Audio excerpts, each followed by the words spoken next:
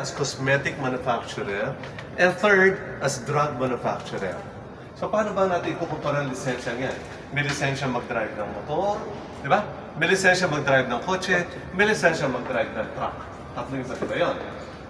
Sa atin, tatlong lisensya binigay. Ang pinakamataas ay itong drug manufacturer. Ito naman, ako'y na-awardan as Inventor of the Year, 3 beses na. Anong taon yung una? Anong taon?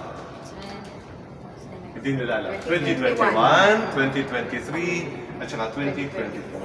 2025, hindi natin alam. Depende. O, ito yung tanong ko kanina, oh. Anong prutas galing ang Jampirin? Duhan. Scientific name, Eugenia jambulana. Ayun, nakasulat po. Dahil talaga, hindi nyo binabasa. Ini-extract natin yung jambulin at jambusin. Dinagdagan ng piperine as bioavailability enhancement. Luyang dilaw. Nakakita ba kayo luyang dilaw? Pag nagluluto. Sino nagluluto using luyang dilaw? Maliliit na, naliliit na.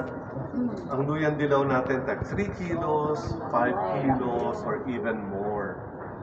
Mula sa luyang dilaw, ine-extract natin ang curcumin. Alam niyo, sa 1 tonelada na luyang dilaw, marami, 1 tonelada. Ano kukuha natin na curcumin? 5 kilo lang. Ano ginagawa sa 995 kilos? Hindi kasama. Ito lang kinuha natin. Lalo naman yung piperine. Saan galing ang piperine?